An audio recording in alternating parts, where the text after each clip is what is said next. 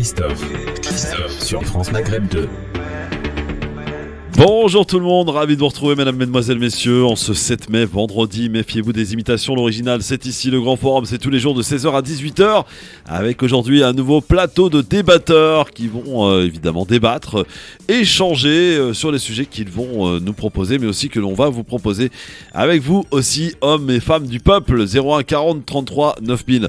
On fera le point évidemment tout à l'heure sur le week-end de la générosité qu'on a lancé tout à l'heure avec l'association humanitaire, pour savoir un petit peu comment ça se passe, avec donc un des responsables de cette association qui sera avec nous dans le LGF, bien entendu, également nos amis qui sont présents ici, déjà bien arrivés, et je suis ravi de l'avoir. Sachez, amis auditeurs, parce qu'on dit tout dans cette émission, qu'on a fait quelques émissions ensemble, mais c'est la première fois qu'on se rencontre en chair et en os. Latifa Sheh est avec nous dans nos studios. Bonjour Latifa. Bonjour Christophe, très heureuse d'être parmi vous aujourd'hui. Je suis ravi de t'accueillir dans nos studios, ma chère Latifa, porte-parole des Nouveaux Démocrates, et aussi auteur du livre « Sois une femme, ma fille », d'une tour HLM à un deuxième tour d'une élection nationale. Le livre, évidemment, qui t'avait conduit jusqu'à moi d'abord, une première Absolument. fois. Et ensuite, je me suis tellement... comment dirais-je, j'ai pris goût, voilà. J'ai pris goût. Du coup, voilà, elle est avec nous aujourd'hui. Ça va? Tu t'es pas... Je suis très heureuse d'être parmi vous. Et Ouais. puis, c'est vrai que c'est pas la première fois que je fais une émission avec vous, mais là, être dans vos studios, ça me fait grandement plaisir. Romans-sur-Isère, Paris, c'est quoi? Non, on préfère Romans-sur-Isère, donc c'est mieux quand même. Ah, c'est quand même pas pareil. Hein. Je Ah ouais. préfère largement sur Isère, ma ville de cœur, ma ville de naissance. D'accord, ok. Monsieur Pierre-Henri, président de France Fraternité, il t'a embêté un peu, hein, je crois, Latifa. C'est le moment de te venger, hein. Non, on va débattre amicalement et fraternellement comme d'habitude. Ah, fraternellement, comme fraternité, bien sûr. Pierre-Henri, bonjour. Bonjour Christophe, ça va bien? Ça va très bien et toi? Oui, bon, oui, très bien. Alors, avant que Christophe me dise bonjour Christophe, Oui. je sous-entends une question, cher Pierre-Henri. Ça va, mais vous précisez pas, ça va depuis... Depuis mercredi. Ouais, oui. Ouais, Mais ça va très bien, Pierre, ça va Ouais, très bien, très bien. ouais. Je t'assure, ça Mais va très bien. Bonjour aux auditrices et aux auditeurs de France Maghreb 2. Et dédicace à Riyad Mahrez. Heureux de vous retrouver, oui. Et le petit Neymar, le petit Mbappé, le petit Di Maria, bon. Mais c'est pas grave, tout ça. Non Allez. mais attends, il y a un truc extraordinaire. Tu sais que l'ex-entraîneur du PSG, Tuchel, Ouais. que l'on a dégagé, lui a mis son équipe en finale. Bah oui. Voilà, Chelsea. Bah oui. Et Cavani, hier, a marqué avec...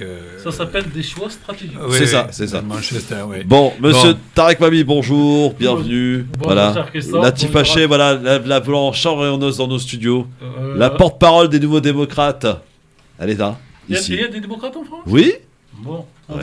va les découvrir. Nous sommes rassurés, n'est-ce Ouais, pas, donc, Tarek? tout à fait. Donc, Nous sommes on va rassurés. découvrir ces nouveaux démocrates. Et ils passent sur CNews ou pas? Non, Latifa, bon, je ça passe Ça pas sur dépend. ce... Non, je préfère France Maghreb 2. Ah, bon, voilà, alors c'est vous bien. êtes chez vous. Voilà. Et Très vous bonne pouvez revenir réponse. tous les vendredis. Voilà. Oui, bah, ça bonne fait un peu réponse. loin. Là. Elle a fait quand même 600 km pour venir ici, hein, avec sa valise. Alors, on lui installera ce qu'il faut comme technique pour qu'elle puisse être chez nous en étant chez elle. Voilà, c'est ça. Bon, alors, la belle histoire est aussi avec nous. Comment ça va, la belle histoire? Bonjour à toutes et à tous et bonjour à l'ensemble des chroniqueurs. Bienvenue sur France Maghreb 2. Et c'est un nouveau grand forum que j'ai plaisir à Oui. assister. Oui, avec et vous. d'ailleurs, c'est... Ah, je le sens un peu fatigué, moi. Non, la il belle est pas histoire. fatigué, mais il va arrêter, ça y est. Bah, Il va nous lâcher. Il reste 7 jours, donc Quoi, il reste 7 jours? Ouais. le café va revenir, les cigarettes pour Christophe vont revenir. Ouais.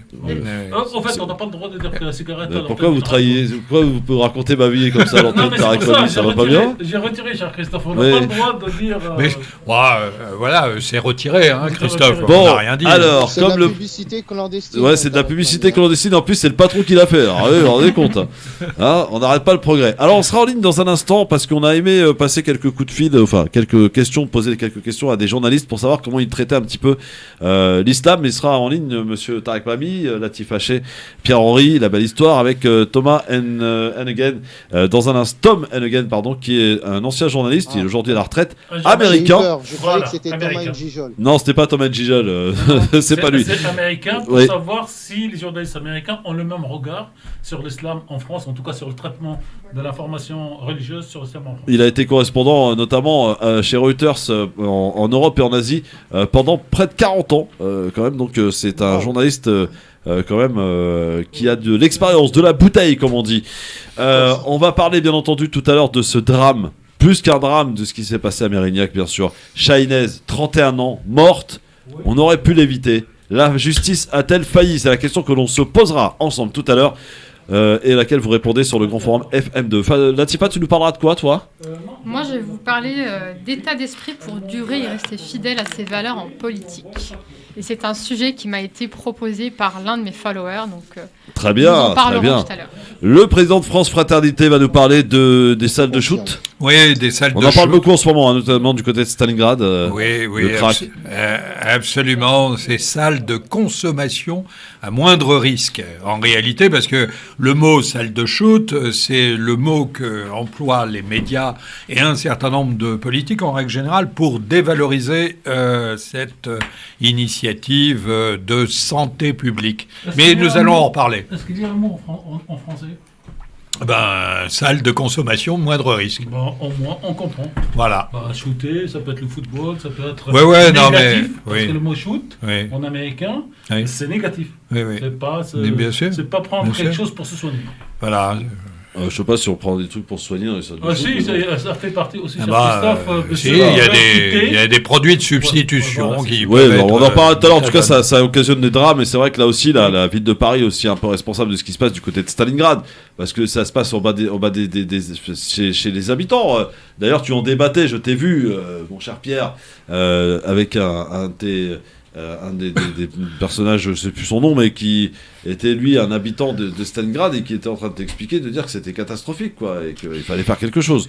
Mais évidemment que c'est extrêmement compliqué pour les riverains. Mais pour autant, au bout d'un moment, il faut choisir. Est-ce qu'on préfère avoir des junkies dans les parcs d'enfants ou alors dans des structures médicalisées qui préservent la dignité des usagers et qui est officielle et aux yeux de tout le monde et au vu de tout le monde. Honneur aux dames, donc avec Latifa dans un instant qui débutera le bal avec nous sur France Maghreb 2. On parlera donc de ce qui s'est passé du côté de Mérignac avec on écoutera la procureure de la République nous glisser un petit peu, nous faire un petit peu le tracé tragique de ce qui s'est passé. Quand même, on a affaire à un homme qui a été emprisonné condamné à 18 mois. Qui a été relâché évidemment bien avant la fin de la peine et qui récidive, et on n'a même pas mis accès, vous savez, ces bracelets, ces nouveaux bracelets qui sont à disposition de toutes ces femmes anti-rapprochement effectivement. Alors apparemment il y en aurait 1000 en France, que 60 qui seraient activés, et lui il n'a pas été concerné alors qu'il était extrêmement dangereux. Il avait d'ailleurs récidivé à la sortie de prison, elle avait d'ailleurs porté plainte. Vraiment, c'est quelque chose qu'on aurait pu éviter. Une jeune femme de 31 ans qui a été je sais pas quel est le terme le plus approprié pour massacrer. C'est un acte tiré dans les jambes puis brûlé vive. Et apparemment, quand on lui a tiré dessus, elle était encore vivante, c'est-à-dire qu'elle est morte en étant brûlée, quoi. Et après il a été mettre de feu à la maison, enfin un vrai taré, quoi. Dans un instant, le quiz, on n'a pas le temps, on va le faire dans un instant, et on accueillera notre journaliste ancien correspondant de Reuters pour voir un petit peu comment ça se passe du côté de traitement du côté des Américains, justement vis-à-vis de l'islam. Et on dira un petit mot, Tarek, il ne faut pas qu'on oublie concernant la prière de l'Aïd, parce que ça risque d'être un peu compliqué là. Pour les prières de l'Aïd dans les gymnases et tout cette année, ça va être compliqué. Notamment les maires étaient prêts à le faire, mais les préfets s'y opposent sous commandement de Gérard Darmanin. À tout de suite. Le Grand Forum, merci d'être avec nous et en direct sur votre radio France Maghreb 2 avec une belle équipe aujourd'hui. Latifa Haché, porte-parole des Nouveaux Démocrates. Farid Tamsamani qui est avec nous. Salut mon Farid. Salut Christophe, salut à tous. Comment ça va ? Ça va. Pierre-Henri, Oui. Président de France Fraternité. Tarek Mami aussi est avec nous. T'allais dire France Plus. Oui. France Plus. Il fut un temps. Ouais. Bon. On n'est pas très loin. Non. Alors, messieurs, dames, avant de jouer dans un instant le quiz, on n'a pas encore fait le quiz, hein, alors on a beaucoup de retard. Je propose d'accueillir un ancien journaliste, Tom Hannigan, qui est avec nous. Bonjour, Tom Hannigan. Bonjour. Bienvenue sur France Maghreb 2. Alors, vous êtes, vous, un journaliste à la retraite, journaliste américain. Vous êtes installé, vous, à Paris. Vous êtes un ex-journaliste et un ex-correspondant de Reuters en Europe et en Asie pendant près de 40 ans. Vous avez été notamment correspondant aussi chef correspondant en chef au Pakistan durant plus de 3 ans. J'ai envie de vous poser la première question. Quel est votre rapport avec l'islam quand on est journaliste américain ? Qu'est-ce que ça veut dire rapport à l'islam ? Je suis catholique moi-même, mais je suis ouvert à tout ça. Ce que vous n'avez pas dit, c'est que j'étais rédacteur en chef pour les religions chez Reuters pendant 14 ans. Et ma vie au Pakistan m'a donné une idée d'un islam quotidien. Et depuis là, je suis devenu rédacteur en chef religion après. Et c'était très intéressant de passer en Pakistan, Afghanistan, mais aussi dans le Maghreb, Moyen-Orient. Je ne suis pas musulman, mais j'ai beaucoup de respect pour ça. Je vais reposer ma question peut-être différemment. Quand on voit un petit peu la manière dont est traité l'islam ici dans les médias français, vous pouvez le constater et le voir comme nous. Quel est, vous, dans ce côté de l'Atlantique, aux États-Unis par exemple, quand on est journaliste américain, quelle est justement cette approche qu'on a avec le traitement qu'on peut avoir vis-à-vis de cette religion ? Oui, pour la comparaison avec la France, c'est différent parce que chez nous, comme nous sommes tous issus de l'immigration, il y a beaucoup moins de problèmes avec l'islam, avec le judaïsme, avec toutes les confessions protestantes, etc. Parce que ça fait partie du paysage. En France, c'est très centralisé, c'est encore influencé beaucoup par le catholicisme, par son histoire. Et comme ça, les musulmans sont français et pas français. On a de plus en plus de musulmans, bien sûr, mais dans les médias, il y a toujours une petite distance, je trouve. Alors, parmi les nombreux pays où vous avez travaillé, peut-être, est-ce qu'il y a un pays qui plus est musulman qui vous a marqué plus particulièrement ? Oui, marqué, comment c'est dans les pays musulmans, on voit tout le système musulman, on voit une société musulmane. Aux États-Unis, il n'y a pas tellement de musulmans, il y en a, mais pas beaucoup. Et c'est différent. Chaque pays est différent. J'ai vécu longtemps en Allemagne, par exemple. Là-bas, ils sont principalement des Turcs, d'origine turque. Ici, c'est plutôt d'origine maghrébine. C'est différent. Mais dans la presse, je dirais que c'est plus naturel aux États-Unis. Les musulmans font partie de la société. Ils sont des nouveaux arrivés, relativement, mais on a tellement de groupes différents que ça pèse moins. En France, c'est crispé. Et plus crispé, je crois, que en Allemagne, par exemple. En Allemagne, oui, on trouve des musulmans. Maintenant, il y a plus de mélange, je crois, qu'en France. Mais c'est aussi un peu différent. Alors, oui. Peut-être question de Tarek Mami qui est ici aussi avec moi. Tarek. Oui, merci Christophe. Bonjour Tom. Nickel. Bonjour Tarek. Voilà, bonjour. Alors, première question, est-ce que vous pouvez nous dire à quelle époque vous avez vécu en Afghanistan ? J'allais dire avant le Taliban, pendant la période Massoud, après, parce que ça permet peut-être de nous donner une idée de l'histoire de ce pays. En quelle année vous y étiez ? J'ai pas vécu en Afghanistan, j'ai fait des visites. Ah, d'accord. Mais il a vécu au Pakistan. Visites oui. En 75, oui. En 86, oui. Et 2002. D'accord. Et ça veut dire les trois, avant les communistes, oui, pendant la période communiste, voilà, et après le chute des talibans. Mais j'ai vécu 3 ans au Pakistan. Oui. C'était dans les années de Zia-ul-Haq, de 83 à 86. Alors, vous êtes aujourd'hui, vous vivez en France et vous êtes donc marié à une Française. Quand vous zappez sur les on reviendra aux médias en général, mais quand vous zappez sur les télévisions dites d'information continue, pour ne pas les citer, les deux en tout cas, quel ressenti vous avez, vous qui êtes journaliste, par rapport au traitement de l'information quand il s'agit d'informations religieuses sur l'islam et en réalité sur les musulmans tout court, comment voyez-vous ces émissions ? C'est différent. Si on parle de la religion, oui. On ne voit presque rien sur les ondes françaises. Non, presque rien, parce que la religion, on n'apprend pas beaucoup dans la presse française, dans les médias français. Voilà. Et si je dis et sur la présentation de l'islam ou des musulmans en termes polémiques, parce qu'en définitive il n'y a pas d'information. Comment voyez-vous ça ? Comment vous ressentez, pour faire simple, CNews, BFM, LCI, pour citer tout le monde, comme ça, on n'est pas sectaire. Oui, il ne montre pas, autant pour que les gens, les Français non musulmans, puissent comprendre la vie dans la communauté musulmane. C'est pas aussi tellement différent que ça en fait, parce que la plupart des musulmans en France sont des citoyens français. Ils vivent ici.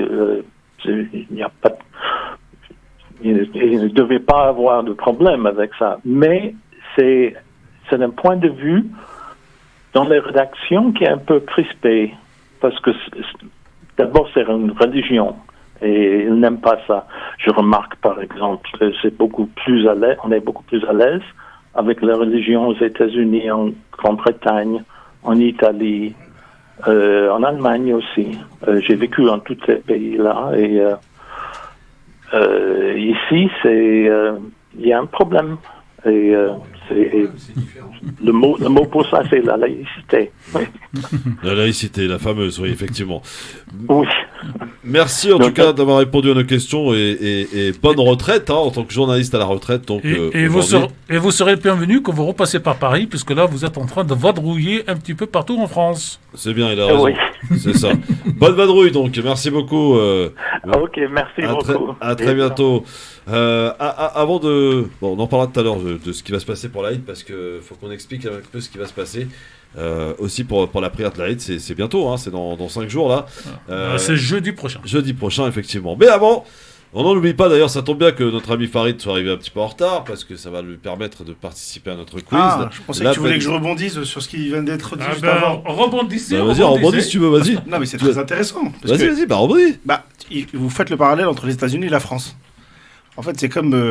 c'est des chouilles... Enfin, ça n'a strictement rien à voir. Évidemment. Les États-Unis, c'est un pays neuf. Oui. Alors, si vous permettez, avant que vous commentiez, en fait, ce qu'on a voulu faire avec Christophe, c'est recevoir différents journalistes de l'information religieuse pour voir comment ils traitent la question religieuse sur leurs médias et comment ils voient le traitement des médias. D'accord. Très bien. Voilà. Et il se trouve que parmi, on a eu donc RFI, on va avoir La Croix, on va avoir beaucoup de journaux, et il y en a un qui est américain qui a appelé, il dit « je suis intéressé ». Non, mais c'est très intéressant. Voilà le cadre. Exactement, très bien. Moi, une petite parenthèse, et après je vais arrêter, parce que c'est des sujets toujours qui me passionnent. Les États-Unis, c'est un pays neuf. La France n'est pas un pays neuf. Si je prends un pays que je connais un peu, le Maroc n'est pas un pays neuf. Donc les États-Unis, c'est un pays multiculturel. Par définition, par essence, c'est un pays d'immigration. Donc effectivement, le rapport à la religion est complètement différent. Je rappelle qu'aux États-Unis, l'immense majorité des gens qui pratiquent une religion sont protestants. Ils ne sont pas catholiques. En France, nous avons une histoire très ancienne avec le catholicisme, qui plus est a été balayée par l'histoire de notre pays, qui a abouti notamment à la Révolution française, mais les gens sont quand même de culture catholique en France. Donc le rapport à la religion n'est pas le même, en tout cas aux autres religions, c'est surtout ça. Parce qu'aux États-Unis, le rapport à toutes les religions est quasiment équivalent. Moi qui adore et qui va souvent aux États-Unis, il n'y a aucun souci avec l'islam. Oui, aux États-Unis. T'as raison, d'ailleurs, à New York, c'est pas choquant de voir quelqu'un en train de faire sa prière. Mais pas qu'à New York, hein. Non, mais voilà, je te parle de là où j'ai été. Exactement, Christophe, tu as tout à fait raison, mais les Américains, en fait, sont là-dessus, ils sont très très clean. Et je rappelle que, puisque tu as fait référence à la laïcité, mais je vais m'arrêter là parce que sinon je ne vais pas finir, la laïcité anglo-saxonne, enfin en tout cas américaine, est complètement différente. Je rappelle que... je rappelle aussi que le président des États-Unis, il prête serment de sur la Bible. Exactement. Voilà. God we trust. Et les Allemands, en l'occurrence, l'ensemble des citoyens allemands payent un impôt aux églises. Tout à fait. Donc, nous sommes dans une autre histoire. Exactement. C'est très difficile d'aller comparer. Non, c'est difficile de comparer. Ceci étant, la démarche est intéressante parce qu'elle permet justement d'avoir un petit regard extérieur et de voir comment justement l'information concernant les religions et une religion en particulier est traitée, notamment dans certaines chaînes d'information en continu. Je pense que c'est là-dessus que vous avez souhaité mettre l'accent. Tout à fait. C'est pour ça qu'on a invité tous ces journalistes pour avoir le point de vue. Exactement. Nous aurons donc le journaliste... On invitera Zemmour la semaine prochaine. Non, mais nous allons avoir la journaliste de La Croix qui a tenu la rubrique pendant 15 ans et on aura probablement un autre regard. Très bien. Si on veut faire une véritable comparaison, il faudrait prendre un vieux pays. Je vous ai parlé du Maroc, par exemple. Le Maroc est un vieux pays. Et voir comment le royaume du Maroc... Là, il parle comme du Villepin à l'ONU. Le vieux pays qui est le mien. Mais c'est la vérité. Le Maroc est une ancienne puissance, une très ancienne puissance comme la France. Il faudrait prendre en comparaison. Les auditeurs algériens n'appelaient pas pour dire pourquoi il dit le Maroc vieux pays. Ça veut dire qu'il veut dire que l'Algérie est jeune pays. Non, c'est pas les querelles à l'intérieur du Maghreb. Le Maghreb uni, c'est pas pour demain. Le Maghreb uni, ça n'existe pas, ça n'existera jamais. Ça n'existera jamais, on est d'accord. Pour différentes raisons. Non, mais après, faut appeler. Ça, c'est formidable. Pourquoi dites-vous que ça n'existera jamais? En l'occurrence, si le Maghreb était uni, c'est 2 points de croissance de plus. Pour la France. Pour la France. D'accord. Non, mais 2 points de plus. Mais pour revenir. Non, pour les gens. Non, mais pour les deux. Non, mais de deux côtés. Bon, c'est pas le sujet. Commencez pas à faire dur sujet. Je termine. Il faudrait voir dans un pays comme. Alors, j'ai dit le Maroc, mais prenez un autre pays. Je sais pas ce qu'ils ont. Attendez, prenez l'Algérie. Prenez l'Algérie. La Tunisie. Voilà. La Tunisie en ce moment, c'est la catastrophe. Exactement. Et voir comment ces pays-là qui sont. Mangent là en ce moment. Voir comment ces pays-là qui sont de culte, qui sont des États islamiques, je rappelle, sont des États islamiques. Donc c'est la constitution de ces pays-là. Pas la Tunisie. Plus la Tunisie, c'est vrai. Article 1. C'est vrai, plus la Tunisie. Et comment ils traitent justement les religions autres que la leur. Et les religions musulmanes autres que la majorité. Sans aller jusqu'au catholicisme, etc., au judaïsme.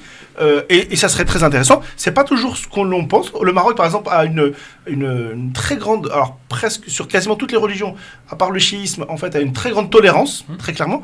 Mais est-ce que les médias marocains traitent de la même manière?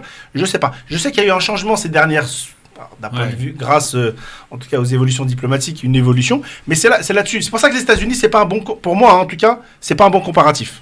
Bon, en tout cas, on ne l'a pas pris. Non, mais on a bien compris. On va arrêter là. On l'a pris parce qu'il fait partie de l'association de la presse religieuse. Et on s'est dit, c'est France Maghreb 2, comme on est au mois de Ramadan.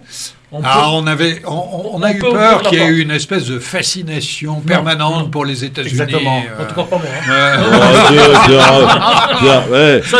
Toi qui es fasciné à une vieille équipe de foot, tu viens nous parler de ça? Non, mais n'importe quoi.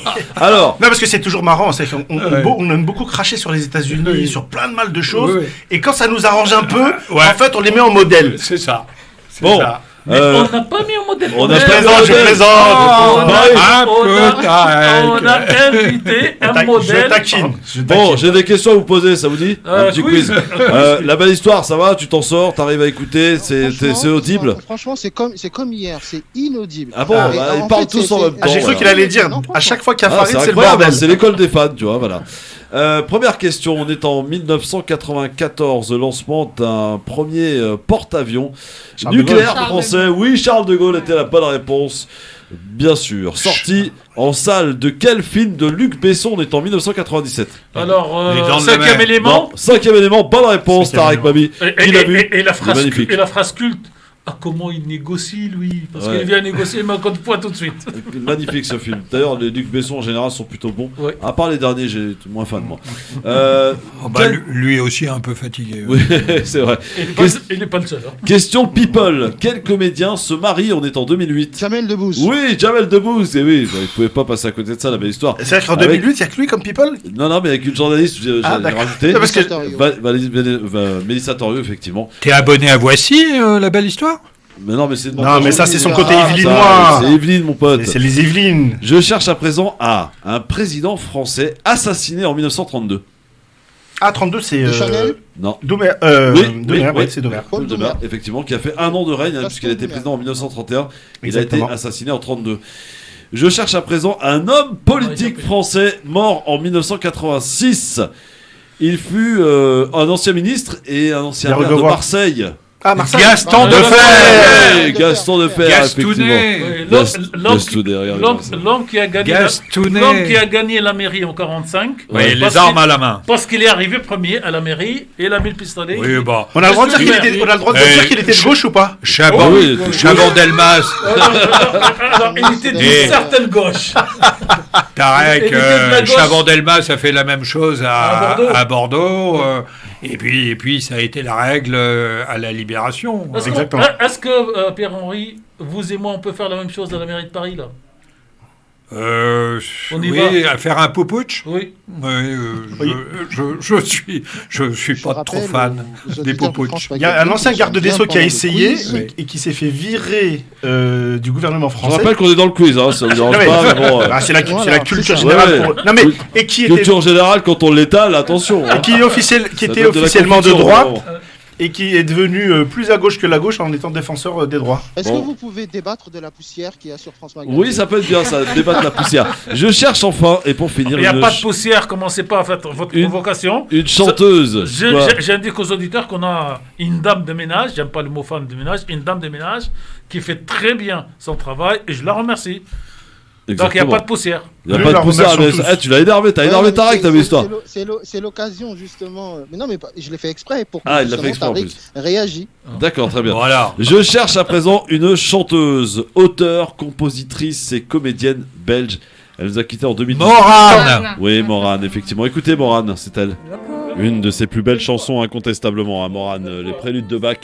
Mais Voilà. Christophe, tu Oui. as oublié une question. Quoi Le 7 mai, Qu'est-ce qu'il y a? que s'est-il passé en 2017 L'élection d'un jeune président de la d'un République. jeune président de la République? Oui, alors Tu l'as oublié?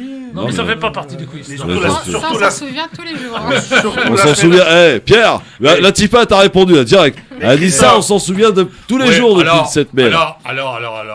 Nouvelle démocrate. Ah, ouais, ça commence, ça oui, commence. attention, Quoi parce que le patron des Nouveaux Démocrates, Oui, on y il est me attaché. semble qu'il en a profité un tout petit peu. Hein, Oui. Bah, comme ouais. beaucoup de Français, Ouais, il ouais. s'est fait avoir. Ouais. Excellent, ouais. excellent. Christophe, Oui. à Pierre, il faut lui dire que dans quelques jours, Oui. nous allons commémorer Le 10 mai. le fameux 10 mai. Ouais. Et d'ailleurs, nous Ouais. recevrons le député européen qui est à l'origine d'un amendement, enfin d'une pas d'un amendement, mais en tout cas qui est aussi à l'initiative de cette journée, un député européen lundi. Il Voilà. y a une journée, on ose faire une journée pour ça? Non, le 10 mai, l'esclavage. Ah non, pas du Non, tout. mais on parlait pas de. Ah, excuse-moi, On pardon. parlait de tonton. Mais de Oui. toutes les façons, il va y On- avoir. non, parler de Dieu. tout à fait Ah spécial. d'accord, ok. Alors, on n'était pas du tout sur la même longueur d'onde, pardon. On parlait de Dieu. Non, parce qu'on parlait des gens qui ont profité de Macron, mais il y a aussi tous les bébés Hmm. de tonton. De tonton. Ah bébé oui, de tonton François. Ouais. Il y avait la tonton Ah, Mania. faut pas toucher au bébé quand même. Hein. Ouais, effectivement. Sinon, vous citez tout de suite Strauss-Kahn. Strauss-Kahn. Ah oui, Dominique. Non, Effectivement. non. Bon, il n'était pas spécialement Ouais. un bébé de, Ouais. Je pensais pas à de lui. Mitterrand. Un hein. gros bébé, il, alors. il était plutôt du. Oui, enfin bon. On va pas reprendre toute l'histoire. Bon, allez, on arrête. Bon, Latifa, on va t'écouter dans un instant. On rappelle de quoi tu veux nous parler, toi? De la nouvelle L'état démocratie. d'esprit pour durer et rester fidèle à ses valeurs en politique. Ah, ça va vous parler, ça, messieurs. Tiens, hein, vos valeurs, l'état d'esprit pour durer en politique. Ouais. Ah, Pierre-Henri. Ah, pour mais moi, durer. je dure. Alors, Ah, tu dures? Ah, moi, je dure, ouais, et je alors- persiste. alors, les trois règles. Ouais. Commencer par tuer le parrain. Ouais. Nier tout ce que le parrain a fait de bien pour dire que nous, on l'a fait. Ouais. Et promettre des engagements qu'on n'est pas obligé de tenir. Ouais. Et on parlera d'un Bah, événement. ça marche de moins en moins, hein, ça, quand même. On parlera d'un événement, évidemment, enfin d'un drame qui est survenu à Mérignac. Chahinès, 31 ans, qui a été froidement assassiné dans d'atroces souffrances, brûlé vive en pleine rue par son ancien compagnon qui sortait de prison, qui avait été d'ailleurs condamné pour violence et qui avait aussi renouvelé ses menaces à sa sortie de prison. Elle avait d'ailleurs porté plainte et pourtant rien n'avait été fait. C'est un peu passé sous les brancards, donc cet appel de Chahinès, qui le savait visiblement qu'il allait y arriver quelque chose, parce qu'elle avait dit au voisinage, s'il arrive quelque chose, occupez-vous de mes enfants, mère de 2 enfants effectivement. Voilà le drame qui est arrivé en France mercredi. Puis il y a eu un autre drame, on pourra aussi en parler, ce policier qui a été abattu quand même de 2 balles du côté d'Avignon. C'est quand même, on a franchi un cap dans la violence là pour le coup. Allez, on est de retour très vite sur France Maghreb 2, le LGF avec Latif Haché, avec Farid Tabsamani, Pierre-Henri, Tarek Mami. Ça va Latifa ? Très bien. Bon, à tout de suite. Le LGF sur France Maghreb 2, merci d'être avec nous. Aujourd'hui, avec nous, Latif Haché, porte-parole des Nouveaux Démocrates, auteur du livre, quand même. Le livre s'appelle « Sois une femme, ma fille, d'une tour HLM à une deuxième tour d'une élection nationale ». Livre voilà, dans lequel tu te racontes, ma chère Latifa, tu racontes ton expérience aussi, c'est ça hein ? Je raconte 12 ans d'expérience politique, entre autres, parce que ça raconte quelque chose de la société française. Ouais. Et j'avais eu déjà l'occasion ici... il faut l'acheter, il faut le lire, les amis. Voilà. D'ailleurs, tu aurais pu nous le dédicacer, tiens, aujourd'hui. Hein ? Absolument. Ouais, je dis ça, je dis rien. Pierre-Henri, président de France Fraternité, est aussi avec nous. Absolument. Farid Tabsamani. Ravi d'être là. Oui, j'ai bien vu. Notre Farid Tabsamani national est avec nous sur France Maghreb 2. Ravi également. On est dans l'intelligence cette fois-ci. Attends que je me plante pas. Ah oui, tu te plantes pas. Ouais. Oui, l'intelligence économique, voilà. Notamment. C'est ce que j'ai failli le dire. Il faut dire autre chose, mais bon. L'intelligence économique. Donc voilà, on est dans l'intelligence. Tarek Mami aussi, journaliste sur France Maghreb 2. Alors, ma chère Latifa, tu as pour ton sujet aujourd'hui sollicité tes fans sur Instagram et ils t'ont sollicité, enfin ils t'ont proposé ce sujet que tu nous proposes maintenant en débat. Ma chère Latifa, nous t'écoutons. Absolument, je vais à peine commencer à en parler et puis ce qui fera tout l'intérêt, c'est que nous puissions échanger ensemble après. Alors tu sais, mon cher Christophe, combien ces temps de parole que tu permets aux chroniqueuses et chroniqueurs de France Maghreb 2 sont précieux, car comme tu le dis, il n'y a pas de sujet tabou, on parle de tout. C'est aussi un principe auquel je demeure fidèle, faire participer le plus grand nombre de personnes sur le plus grand nombre de sujets. Aussi, en tant que nouvelle démocrate, j'ai fait appel à la démocratie participative et j'ai demandé à mes followers d'Instagram de me proposer des sujets pour la chronique d'aujourd'hui. Alors, sois ravi parce que j'aurai plein de sujets à évoquer avec toi sur les prochaines sessions. Et pour l'heure, la thématique d'aujourd'hui, l'état d'esprit pour durer et rester fidèle à ses valeurs en politique. Je ne parlerai pas de la reine d'Angleterre qui a fêté ses 96 ans le 21 avril dernier. Je ne parlerai pas non plus de Louis XIV qui aura eu le règne le plus long des rois de France, 70 ans. Nous allons rester en France, et bien celle d'aujourd'hui, celle qui est en pleine crise politique et de la représentation, à l'heure des réseaux sociaux à travers desquels parfois les politiques se sentent comme rois ou reines sur un tas de buzz. Décortiquons pour l'heure la phrase qui m'a été soumise par un follower, que je trouve pour le coup très intéressante, et comme le disait Rudy hier, ça serait un véritable sujet de thèse sur lequel on pourrait débattre longtemps. Alors, l'état d'esprit. L'état d'esprit, c'est le mindset, c'est la vision, c'est le sens que l'on donne à son action et à son engagement. Pour durer, finalement, de quoi parle-t-on ? Est-ce la durée d'un mandat ? Est-ce la mesure du temps qui passe, ou plutôt la mesure de l'impact des politiques et des actions que l'on décide de porter et leur inscription dans la société ? Fidélité à ses principes, quelle que soit finalement la cause que l'on défend, ou la forme de notre engagement, la fidélité à ces principes est centrale. C'est ce qui porte les fondations de notre engagement, et qui sans cela, tout l'édifice s'écroule. La fidélité, parfois, c'est de rester avec ses idées, de rester avec ses valeurs, de rester avec ses principes, mais c'est aussi parfois savoir partir ou savoir quitter son parti politique, comme ce fut mon cas, par 2 fois, parce qu'il est important par moment, pour rester fidèle à ses valeurs, quitter un parti politique. Alors finalement, en répondant moi-même à cette question, je me suis interrogée et je me dis que finalement, pour durer en politique, ne faut-il pas, pour rester fidèle à ses valeurs, savoir se renouveler et s'entourer de personnes savoir se renouveler et s'entourer de personnes et ne jamais oublier finalement pourquoi un jour on a décidé d'y aller, pourquoi un jour on a décidé de s'engager, parce que c'est finalement là la chose la plus importante. Merci Latifa. Réaction de nos débatteurs, Farid et Pierre, bien sûr, sur ce sujet évoqué par Latifa Sheh, qui a été d'ailleurs soumis par un des fans qui suit Latifa sur Instagram. Pierre. Oui, d'abord, je salue l'engagement de Latifa au sein des nouveaux démocrates. C'est un chemin difficile que celui de la politique, et je crois que l'engagement est une notion absolument importante pour le bien commun. Donc de ce point de vue, même si le chemin va être long, même si déjà les fondateurs des partis des nouveaux démocrates ont un parcours parfois un peu sinueux, peu importe, saluons d'abord l'engagement, voilà, et puis la fidélité à ce qu'ils appellent leurs principes. Je pense qu'il y a différentes manières aujourd'hui de faire de la politique. On peut en faire dans les partis politiques qui sont la base de la démocratie, puis on peut aussi en faire au quotidien et au plus proche des gens, sachant que les programmes des partis politiques ont beaucoup déçu et continuent à décevoir. Farid, un petit mot rapide. Oui, moi j'ai beaucoup de respect pour tous les gens qui s'engagent, quelle que soit l'idéologie, quels que soient les partis. Ce sont des gens courageux. Sauf le FN, pardon. J'ai pas de respect pour le parti, mais j'ai du respect pour les êtres humains. Oui, pour les êtres humains quand même, Pierre, en fait. Non, je n'ai aucun respect pour les gens qui s'engagent autour d'une idéologie. Attends, Pierre, on va mettre les choses au clair tout de suite. Si c'était un parti aussi dangereux que ça, pourquoi il est autorisé aujourd'hui en France ? Alors interdisons-le, et puis arrêtons l'hypocrisie. C'est le premier parti de France, je te signale. Bon, moi je parlais de l'engagement. Ouais. L'engagement. Non, parce qu'en fait, quand on s'engage, en fait, c'est toujours avec sincérité.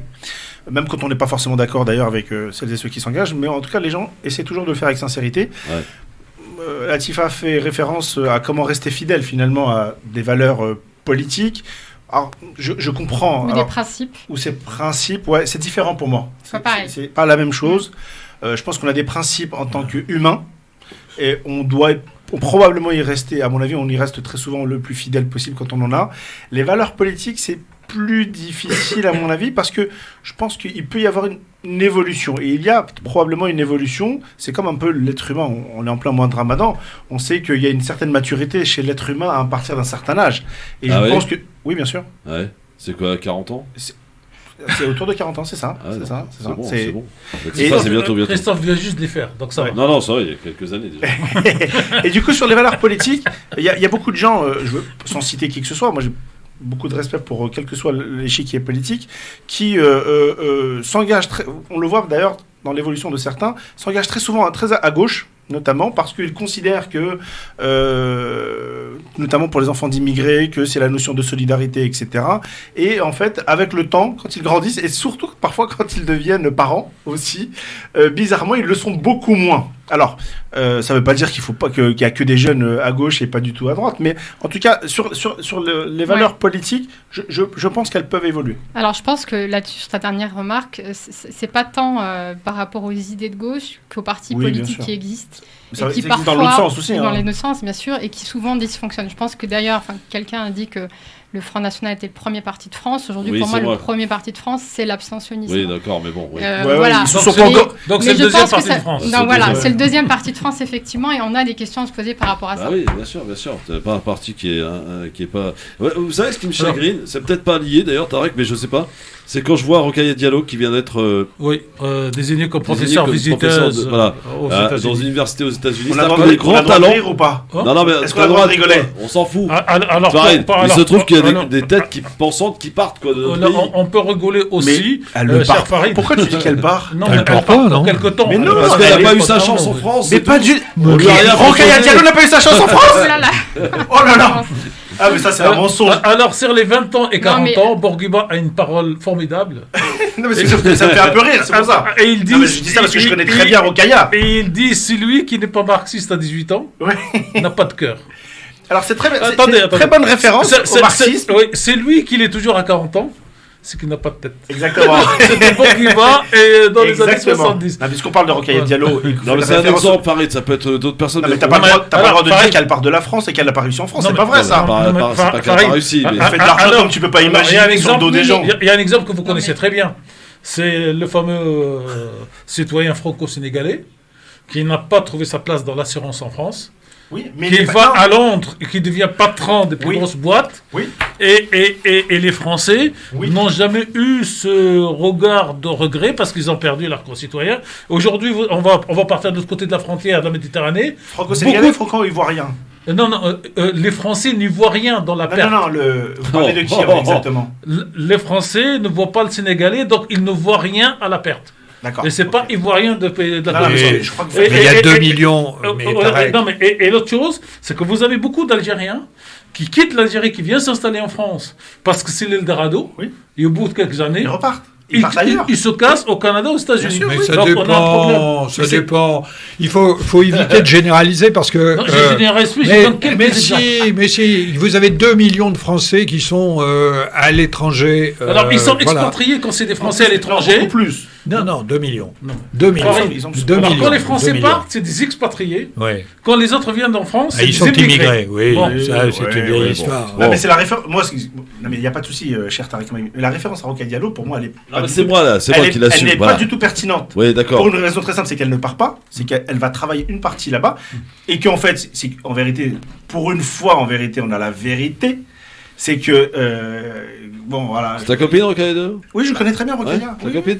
Non, idéologiquement. Oui. Ah non, mais moi je connais. Humainement, il a humainement, bien sûr. Idéologiquement, je sais exactement qui est derrière et pourquoi ça se passe comme ça, c'est tout. Non, mais elle défend ses idées avec brio. Ah oui, absolument. Oh, ses idées ou celles des autres, peut-être. Peu importe, mais elle les défend brillamment. Ah ben, c'est lui qui paye commande. Hein.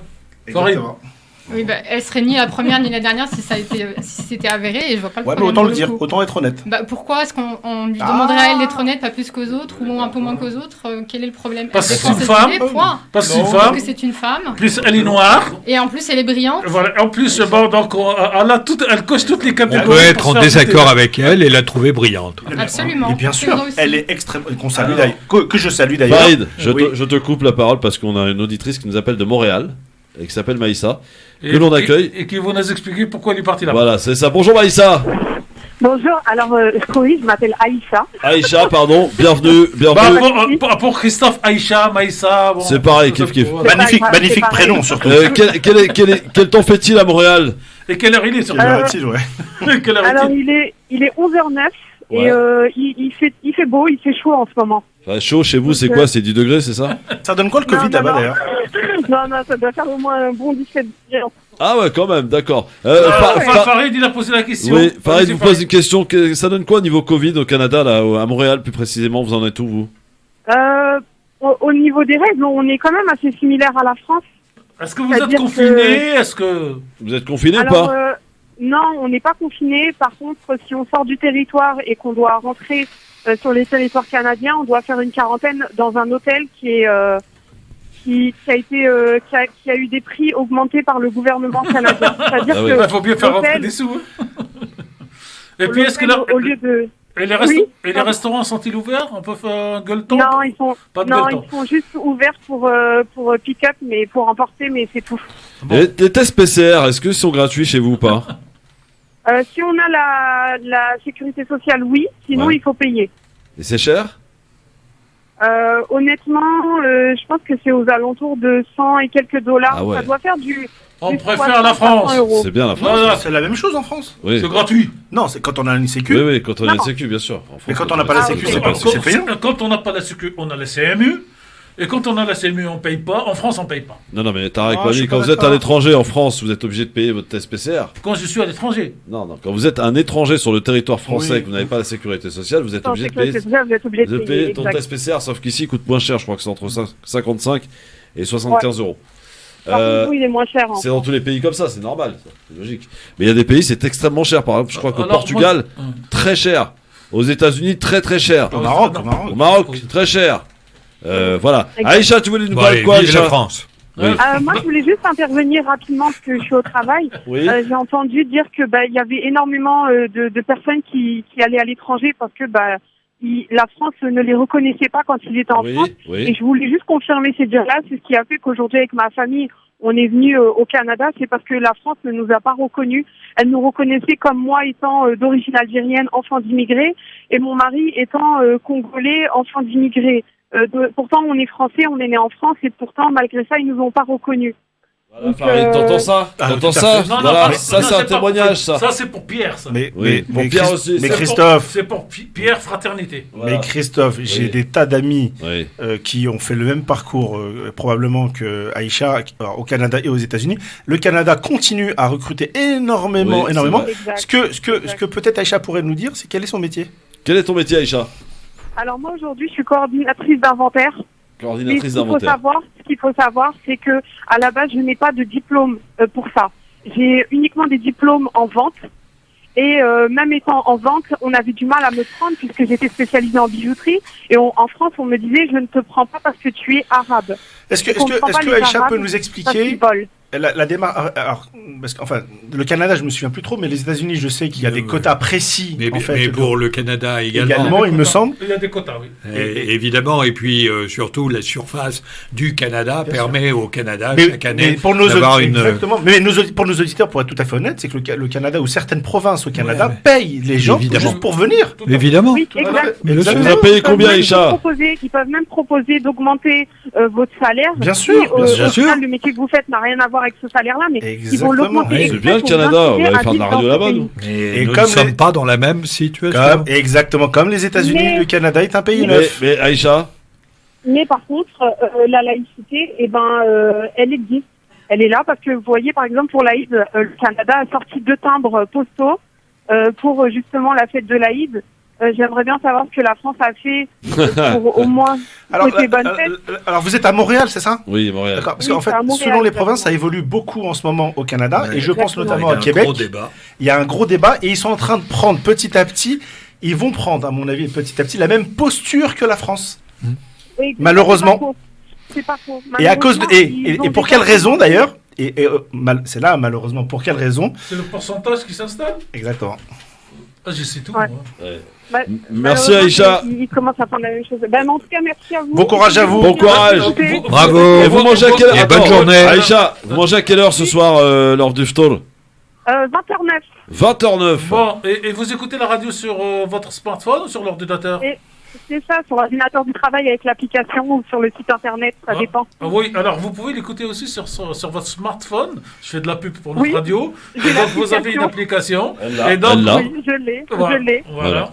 Bah bravo Aïcha, Et- faites passer et- le message. Et puis, est-ce que vous écoutez Christophe tous les jours Bah quand c'est évidemment, possible? écoutez les jours, attends, on se Tous passe pas. les jours, Bah le attends. matin de 11h heure française Ouais. jusqu'à 18h, 20h, 21h jusqu'à l'heure du store pour vous. Oui. Et moi, après, je rentre chez moi préparer mon Aïcha, store. ça fait combien de temps que vous êtes au Canada? Ça fait 4 ans. D'accord. Ah, Je peux vous poser une question indiscrète? Bah oui, vas-y, Allez-y, tente. allez-y. Ouais. Tente, Ça, je te ça dis. dépend, Non, ça parce dépend- que- ça dépend de la discrétion. On a eu un débat sur l'histoire des tests PCR et de la sécurité sociale. Oui. En tout cas, beaucoup de gens, quand ils partent à l'étranger, Ouais. ils gardent quand même leur référence sécurité sociale française. Oui. Ah. Est-ce que c'est Oui. votre cas?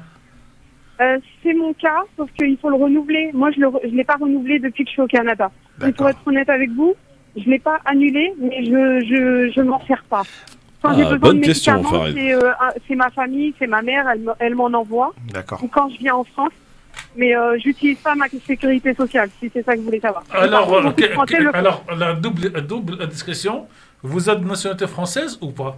Au passage. Oui, je suis de nationalité française. Donc ça annule la question de mon ami Farid, Pourquoi? parce qu'un citoyen français a toujours le droit à sa sécurité sociale le jour où il est là. Exactement. Voilà. Sauf s'il vit pas à plus sur le l'étranger. territoire. Non. Non, quand il est plus Quand sur il le est plus territoire, il n'y a sur plus le le droit. territoire. t'arrêtes. Non mais quand tu reviens en France, Oui, mais non, ça dépend. Il y Mais a c'est des pas ça, règles. mais c'est pas ça ma Faut question. annuler sa sécurité sociale. Non, mais parce Mais que quand renouveler, il en y a plus, des ses gens droits. à l'étranger- Écoutez, moi j'adore le Canada, j'adore les États-Unis. On a bien compris Oui, l'orientation de ta question. Mais voilà. non mais c'est pour Il ça se que- trouve. Non, mais ce sont des pays magnifiques. Oui. Mais il faut quand même dire aux auditeurs que, Non, mais ils ont moins de. que sur un certain nombre de Ouais, choses, c'est plus notamment la délicat. sécurité sociale, oui. Et notamment sur effectivement les soins. C'est quoi le plat au Canada là-bas? Qu'est-ce qu'on mange Chez La les- poutine. La poutine. spécialité de là-bas, c'est la poutine. On mange C'est mal. des C'est frites quoi, ça? avec une espèce de sauce style bouillon de bœuf Ouais. et du fromage fondu dessus. C'est bon ça, non? Je franchement, c'est comprends excellent. pourquoi le président Poutine il va aller au Canada. En tout cas, vous avez un après Premier sa ministre carrière. qui parle l'arabe, hein, Salam alaikum et tout, hein, juste un truc. Oui, Trudeau.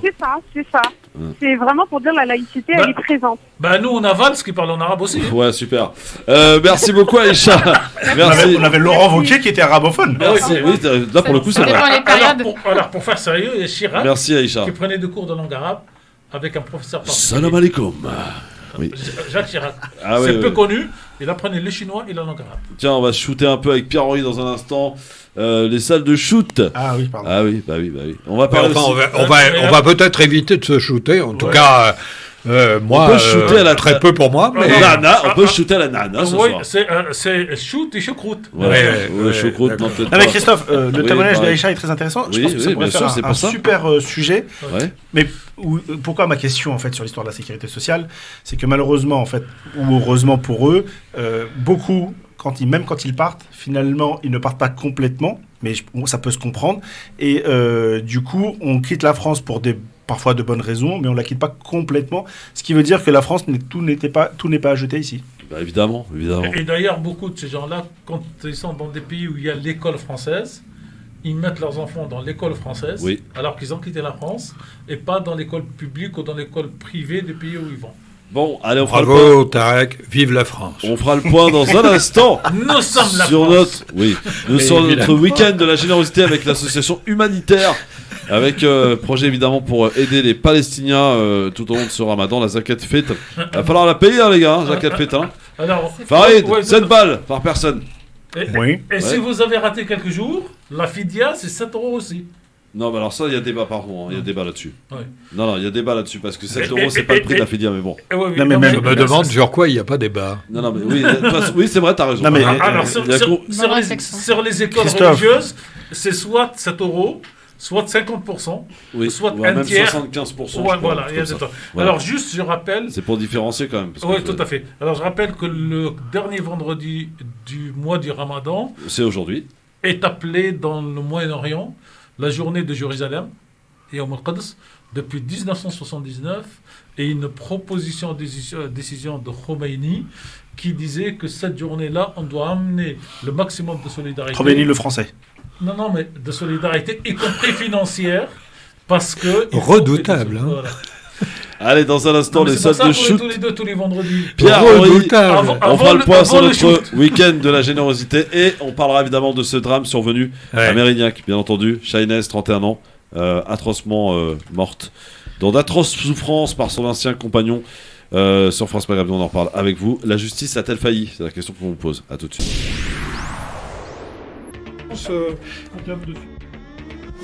Le LGF sur France Maghreb 2, merci d'être avec nous avec Latif Haché, avec Pierre-Henri, avec Farid Tamsamani, Tarek Mami qui sont avec nous.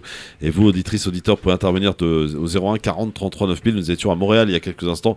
Et un auditeur de Suisse qui va nous appeler il y a quelques instants, pour nous dire un petit peu comment il vit là-bas en Suisse, pour faire peut-être écho à notre débat que nous avions eu. Mais pour l'heure, je propose d'écouter notre ami Pierre-Henri.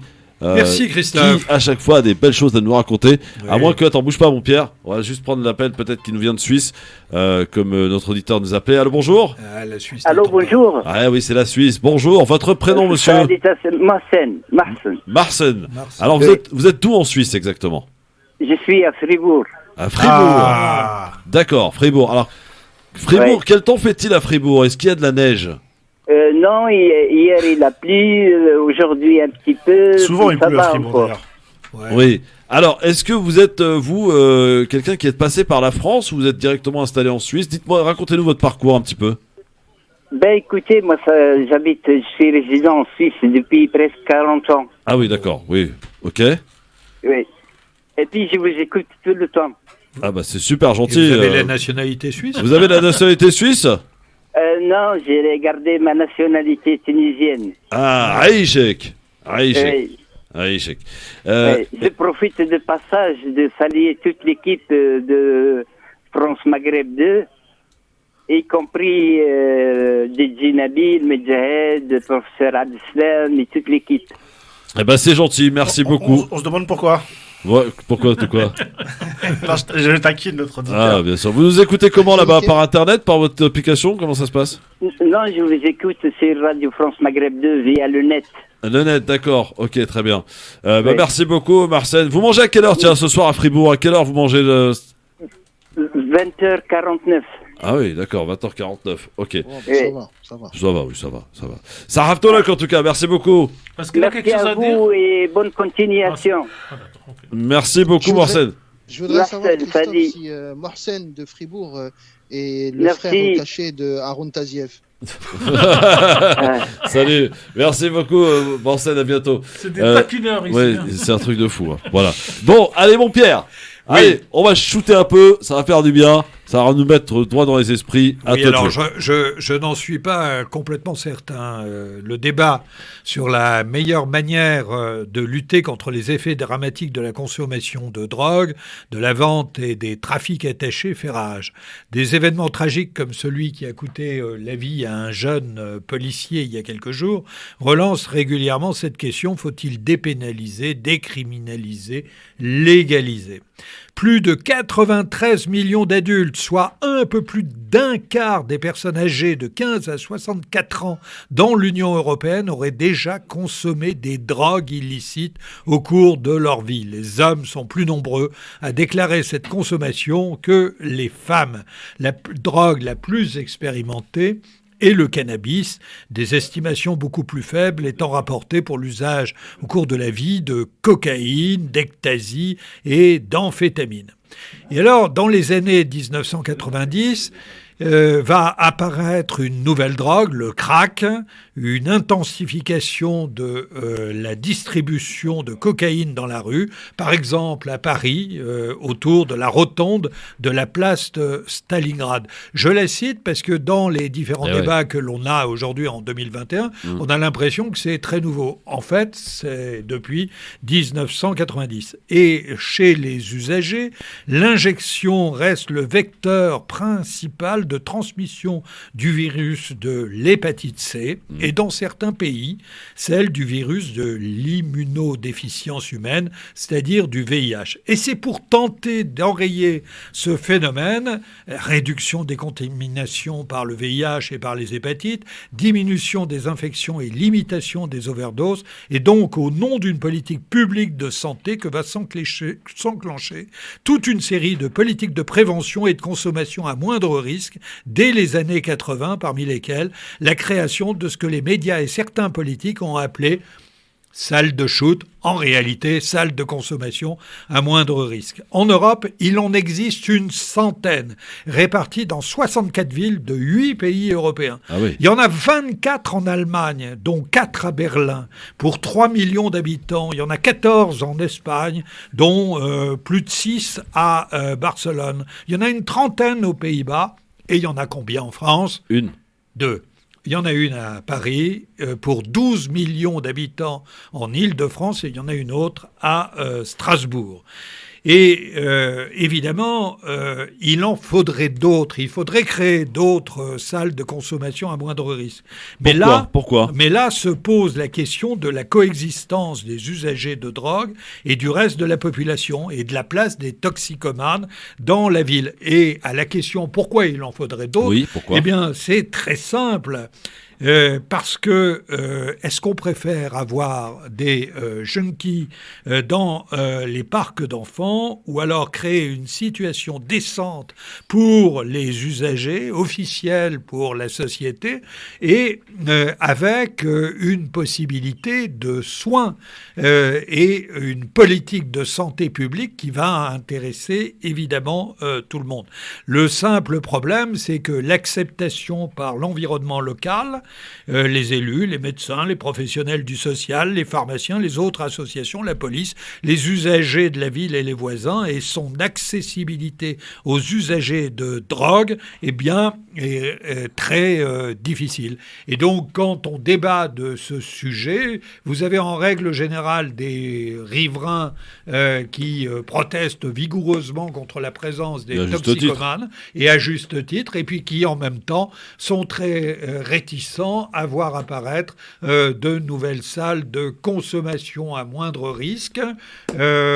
En gros, ils disent oui, au pire, oui, d'accord, mais pas chez moi. Donc ça, c'est une vieille histoire et c'est la question que je pose en fait aux auditrices et aux auditeurs de France Maghreb 2. Pensez-vous qu'il faut continuer et accentuer une politique de prévention et avec, notamment, ce n'est pas la seule mesure, mais des salles de consommation à moindre risque. 2 salles de shoot donc en France, contrairement à ce que... Je pose une question, cher Pierre-Henri. La salle de shoot de Paris, vous avez le quartier ou l'adresse ? Oui, bien sûr. Elle est à la Riboisière, en face, l'hôpital La Riboisière, dans le 10e arrondissement. Et c'est vrai que les riverains protestent. Pourquoi elle a été installée là ? Parce que, en règle générale, les trafics, la consommation, la livraison de drogue se passe aux alentours des gares de la gare du Nord et de la gare de l'Est. Et donc, les salles de consommation doivent être aussi au plus près des usages de la drogue.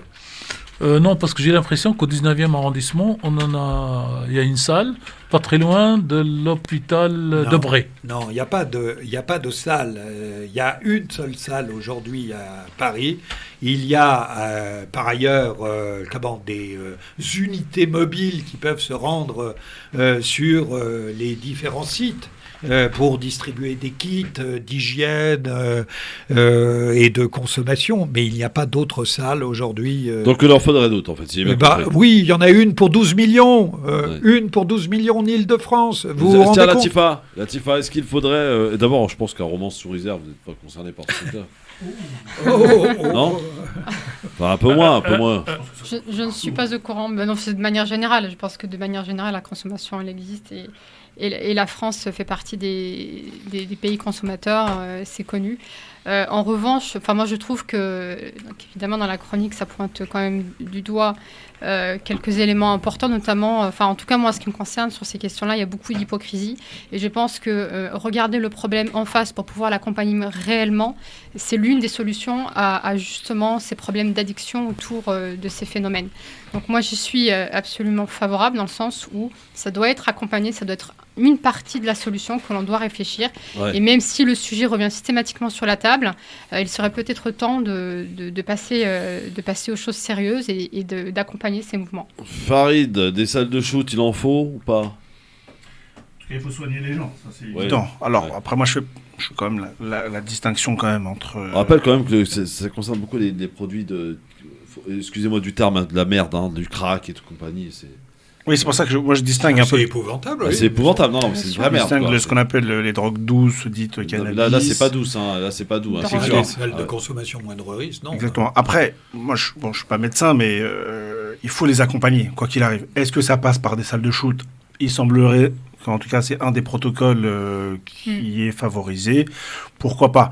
Après, pour être tout à fait honnête avec vous, j'ai pas envie d'avoir une salle de shoot en bas de chez moi. D'accord. Donc oui, il en faut, mais le plus loin possible de chez soi. Moi, je suis très honnête avec vous, mais il faut quand même soigner ces gens. Donc c'est un fléau parce que c'est quelque chose de plus en plus important et que ça accompagne malgré tout malgré eux parfois aussi d'autres problématiques, notamment de délinquance. Très très forte qu'il faut prendre dans son ensemble.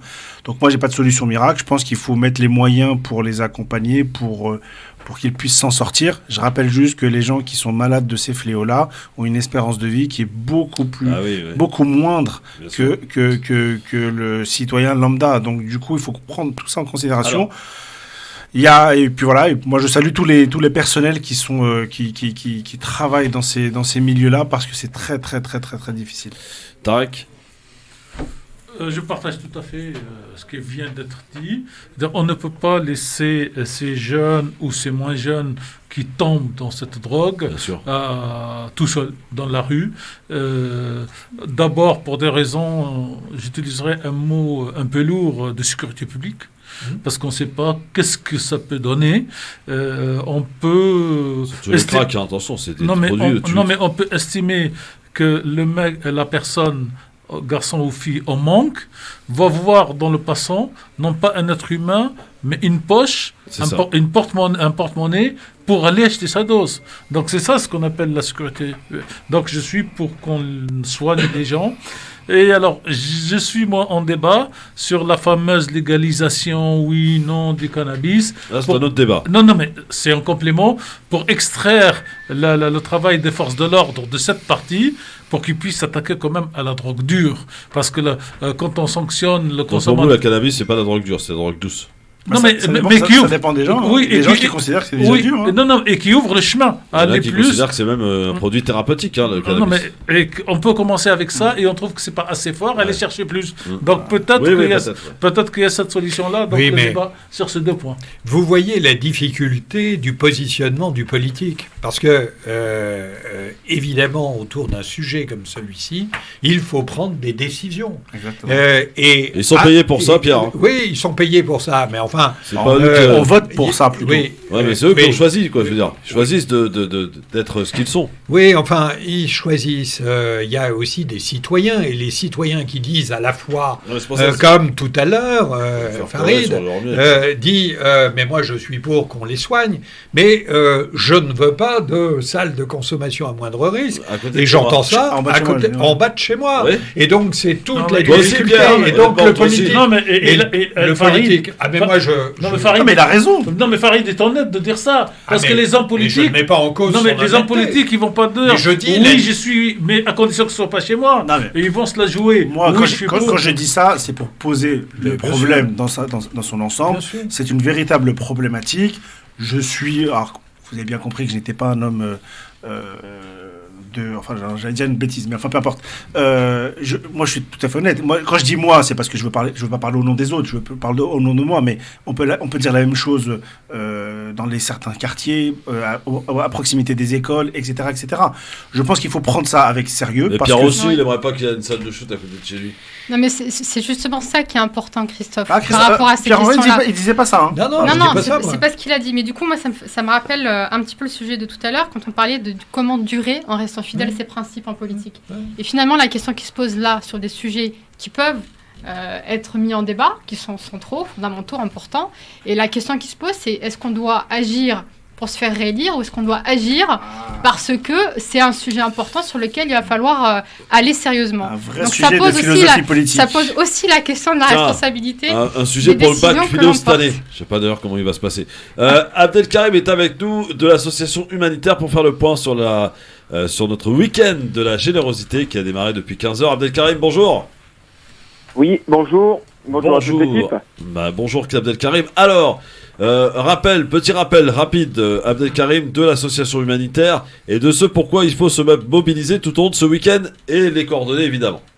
Bien entendu, il faut se mobiliser parce que nous avons un peuple qui est en souffrance aujourd'hui. Ça dure pas depuis quelques jours, c'est depuis des années. Et le Covid n'a rien arrangé par-dessus tout.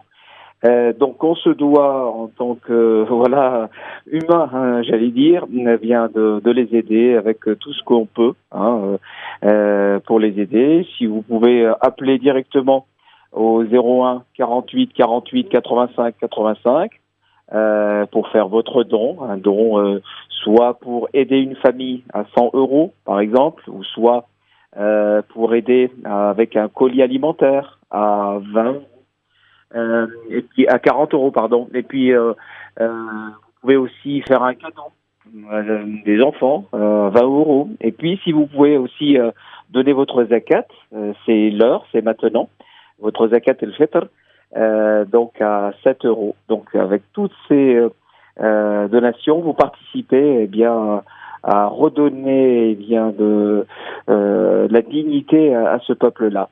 Et donc vous pouvez aussi nous contacter tout directement sur notre site internet à h-terre.org. Voilà, tout simplement. Et bien voilà, on se mobilise tout au long de ce week-end. Abdelkarim, est-ce qu'il y a eu un peu de mouvement au standard? Est-ce que sur le site internet ça a bougé? Oui, on confirme que quand on est passé à la radio, on a tout de suite senti un grand frémissement et puis le téléphone n'a pas arrêté de sonner et j'espère que là, nous attendons tous les auditeurs et les auditrices, un petit appel de leur part pour faire un don qu'on attend généreux. Et nous avons l'habitude des auditeurs et des auditrices de Radio France Maghreb 2. Ils sont toujours là au rendez-vous. Donc, on vous attend, soit par téléphone ou sinon directement sur notre site internet, soit de votre ordinateur ou de votre smartphone. Aujourd'hui, nous avons tous les moyens mis en œuvre. Absolument, 01 48 48 85 85 ou le site h-du-6 terre comme la terre.org. Merci beaucoup Abdelkarim, Sarah Tolok. Merci à vous.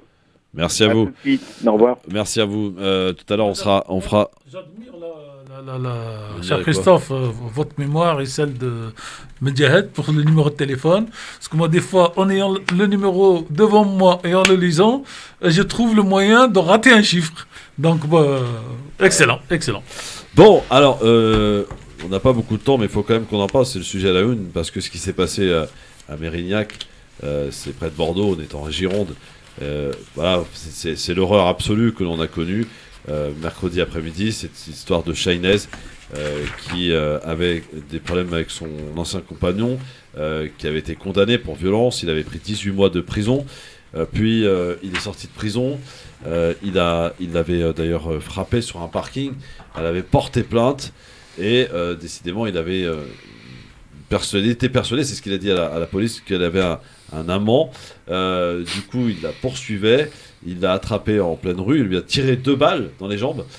Puis ensuite, après avoir tiré 2 balles dans les jambes, il a aspergé de l'essence Shainez et il l'a brûlée vive. C'est-à-dire que quand elle avait les 2 balles dans les jambes, elle n'était pas encore morte. Elle a été morte suite après à la puissance de feu, évidemment avec l'essence. En pleine rue, ça s'est passé, devant des témoins, des voisins. Ensuite, le monsieur est parti brûler la maison, le garage, etc. Et puis il a été interpellé une demi-heure après. La question qu'on se pose, c'est que madame avait porté plainte, Shainez avait porté plainte à la sortie de prison, et qu'aucun moyen n'a été fait pour mettre notamment le bracelet anti-rapprochement. Rien n'avait été fait pour que madame soit protégée davantage, que Shainez soit protégée davantage. Ça aurait pu être évité, elle avait 31 ans, mère de 2 enfants. Aujourd'hui, ce sont 2 enfants qui vont quasiment s'enfoler. Est-ce que la justice a failli, Latifa ? Est-ce que la justice a failli ? J'ai envie de te répondre qu'à chaque féminicide, c'est la société dans 39e, son depuis le début de entièreté. l'année. 39e. Absolument. C'est la société dans son entièreté qui a failli. À chaque fois qu'une femme est assassinée par son conjoint, son ex-conjoint, c'est la société entière qui a failli. Les forces de l'ordre ont failli. La justice a failli parce qu'elle n'a pas empêché, n'a pas permis à cette victime d'être protégée convenablement. Et lutter contre le patriarcat, parce que c'est de ça aussi dont il est question, ça demande une mobilisation à la hauteur des enjeux. Et ça demande de la part des responsables politiques, quels qu'ils soient, mais de la société, dans sa globalité, c'est-à-dire vous et moi, comme les responsables politiques, comme les acteurs de notre protection ou de la justice, une mobilisation et des moyens. Et pour ce faire, il n'y a pas si longtemps que ça, je rédigeais une tribune avec les parlementaires des Nouveaux Démocrates où nous réclamions 1 milliard d'euros pour un choc d'égalité entre les femmes et les hommes. C'est important, c'est primordial, c'est nécessaire qu'on se saisisse de ces sujets-là pour que les féminicides cessent. Et je regrette vraiment qu'on ait encore à discuter de drames comme celui-ci, qu'on soit tous effondrés par rapport à cette actualité, mais c'est largement insuffisant, il faut agir. Effectivement, Tarek, c'est pas un acte comme... c'est un acte vraiment horrible, barbare. Non, mais moi je suis effondré parce que ce que je n'accepte pas dans ma vie en général, et vous le savez Christophe, et beaucoup d'auditeurs le savent, c'est cette règle du plus fort au plus faible. C'est ça ce que je n'admets pas. Que ce soit un homme qui est faible, que ce soit une femme qui est faible, qui subit donc ce que cette dame a subi. Mais en France, j'allais dire, en gros, on parle donc d'un féminicide tous les 2 jours ou tous les jours. Et ce n'est pas acceptable dans une société moderne, démocratique. J'allais dire, s'il faut, excusez-moi, alors avant on disait mieux vaut relâcher quelqu'un qui n'est pas coupable pour ne pas mettre un coupable en prison. Je dirais qu'aujourd'hui, avec les bracelets électroniques, on peut prendre le risque de punir entre guillemets, préventivement un présumé coupable, ne serait-ce que pour laisser le temps pour la police, pour la justice, pour faire le travail. Parce que si on considère qu'il ne faut pas l'éloigner, on prend ce genre de risque. Il y a 2 ans, il y a eu la même opération en Alsace d'une dame qui, chez elle, donc son compagnon a été viré par elle, par sa famille, par la police. Mais il n'est pas surveillé, il revient, il la tue chez elle. Donc à certains moments, ça devient un peu lourd quand même dans ce pays. Pierre. Oui, ce féminicide, c'est le 39e depuis le début de l'année. Oui. Et il y en a 13 qui ont été commis par arme à feu. La plupart d'entre eux, des meurtriers, avaient des ports d'armes. Et donc, moi, je rejoins la présidente de la Fondation des femmes, Anne-Cécile Malfer, qui réclame d'abord que l'on désarme les personnes qui se rendent coupables de violences conjugales, évidemment. Donc, je dis comme Latifa Chez que c'est un sujet qui nous regarde tous. Et sur lequel il faut un véritable engagement. Alors il y a eu un Grenelle des violences conjugales en 2020 qui a dégagé quelques moyens supplémentaires, c'est bien, il faut continuer, et je précise d'ailleurs, si tu me le permets Christophe, que France Fraternité accueille dans un établissement médico-social un certain nombre de femmes victimes de violences. C'est un établissement qui se trouve quelque part en région parisienne. Et hélas, pardon ? On ne donne pas l'adresse, évidemment. Évidemment qu'on ne donnera pas l'adresse. Oui. Mais c'est terrible parce que tous les jours, on voit des personnes. Tous les jours. Mais bien sûr, et avec des besoins que l'on ne peut pas toujours couvrir. Farid, 20 secondes. Oui, non, je ne reviens pas sur tout ce qui a été dit. Par contre, tu faisais référence à la justice et je pense qu'effectivement, elle a failli dans ce cas-là. Il me semble même que l'assassin a été recherché, il me semble, par la justice, alors qu'il était dans des locaux de la... C'est ça. Non, en fait, il n'avait pas déclaré sa vérité. Enfin, il a déclaré son adresse et ils ont tenté d'aller le chercher à son domicile après la plainte de madame. Sauf qu'ils ne l'ont pas trouvé, ils n'ont pas cherché davantage. Mais je crois qu'il s'est même présenté à un rendez-vous, soit de la police, soit de la justice, alors qu'il était recherché à ce moment-là. Ouais, donc je pense que je pense qu'il y a eu quelque chose qui a pas fonctionné, en tout cas dans ce cas, comme souvent. Et je pense qu'il faudra effectivement en tenir compte pour la suite. Bon, merci. On n'a malheureusement pas longtemps l'avantage d'en parler davantage, j'allais dire. La belle histoire dans un instant. De quoi c'est quoi le titre de la chronique ce soir ? Ah voilà, maintenant du coup on est là, on a l'antenne. Du coup la chronique ce soir va s'appeler tout simplement Conviction.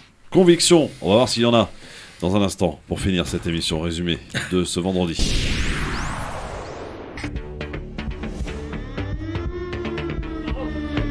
Le grand forum sur France Maghreb 2 pour cette émission de ce vendredi, dont voici le résumé de cette émission du grand forum avec le titre de la chronique de la belle histoire qui approche d'ailleurs de sa 100e chronique. Le titre ce soir, la conviction, la belle histoire, on t'écoute. Conviction. Le grand forum a des accents aujourd'hui de grande agora démocratique où les hommes s'invectivent et la seule femme se tait, mais elle observe. Quand Pierre-Henry a choisi France Fraternité, Tarek Mami France Maghreb 2 et Farid Temsamani France Stratégie, Latifa Chez a choisi en conviction la France présidente. Aujourd'hui, sommes-nous fidèles à nos engagements, à nos principes ? Globalement, elles peuvent être à géométrie variable selon le fil de son existence, surtout dans les milieux politiques où l'échiquier, justement, savent en malice s'allier ou se détester pour faire échec au roi.